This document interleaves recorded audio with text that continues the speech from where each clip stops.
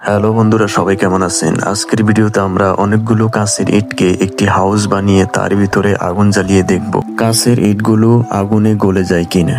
ভিডিওটি শুরু করার আগে যারা চ্যানেলটি সাবস্ক্রাইব করেননি প্লিজ একটি সাবস্ক্রাইব করে দিন। প্রথমে অনেকগুলো চকচকা কাঁচের ইট দিয়ে একটি হাউস বানাতে শুরু করলাম। এরপর হাউসটি যখন পুরোপুরি হয়ে গেল, তারপর হাউসের ভিতরে অনেকগুলো কাঠের লাকড়ি দিয়ে তারপর আগুন জ্বালিয়ে দিলাম। আগুনটি যখন জ্বলতে শুরু করলো তখন জ্বলতে জ্বলতে আরো কিছু লাকড়ি দিয়ে তারপর আগুনটি আরো বাড়িয়ে দিলাম।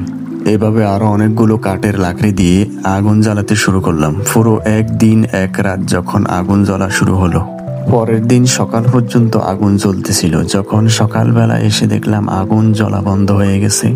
এরপর বন্ধুরা, পরের দিন সকালবেলা এসে যখন দেখি কাঁচের হাউসের ভিতরে আগুন জ্বলা বন্ধ হয়ে গেছে, কিন্তু কাঁচের ইটগুলোর কোনো ক্ষতি হয়নি, একটা কাঁচের ইটও গলে যায়নি, শুধু কাঁচের ইটে একটু কালি বসে গেছে। বন্ধুরা, কাঁচের ইটগুলো গলে না যাওয়ার কারণ হলো এই কাঁচের ইটগুলোকে 1200 ডিগ্রি সেলসিয়াস তাপমাত্রায় এটিকে আগে থেকেই টেম্পার করা হয়েছে। বন্ধুরা, ভিডিওটি ভালো লাগলে একটা লাইক দিয়ে চ্যানেলটি সাবস্ক্রাইব করে দিন। ধন্যবাদ সবাইকে।